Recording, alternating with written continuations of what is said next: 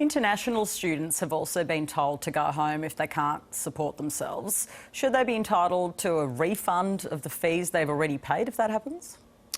We've said, Patricia, particularly in relation to first-year students, because if you're an international student, when you apply to get an international student visa, you must show the government that you can look after yourself in its entirety for the first year of that visa. So there's a full expectation that even if you don't have any work available, that you're able to look after yourself. And so we're saying to that first year cohort, if you're coming to us now saying you don't have the money, well, I'm sorry, you might have to consider returning home. For those who are in their second and third or subsequent years of being a student in Australia, we're saying to them, use the savings which you have available, use the part-time work options which are available to you, lean on your family to get through just as you ordinarily do, and we'll give you access to the superannuation which you may have accumulated.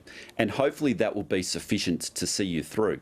We still want international students to be studying here, contributing here. They support hundreds of thousands of Australian jobs while they're here. They've been a great export market for Australia. But at the same time, we have to send proper expectations to those international students as well in terms of what we can and cannot do for them. Isn't there an economic value to keeping these students here and connected to the university where they're enrolled? I mean, clearly we're in a crisis. We all know that. And I don't think anyone's missed it in the country, Ellen Tudge, but we have had this very strong industry around international students. Aren't we taking a risk that we will lose it forever, or at least in the foreseeable future, if we force people to go home?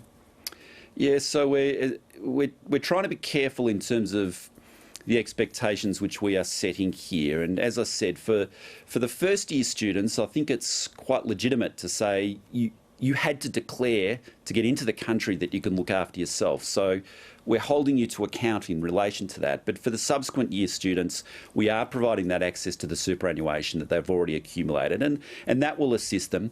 We also know that the university sector or the international education sector does provide some financial support to students who face hardship as well. And I've indicated that we will continue the discussion with the international education sector in relation to how they go about providing that hardship. Because you are right, it's been a great industry for Australia. They've contributed enormously to our country. They've supported Australian jobs. They've supported Australian research. And so we want that industry to continue.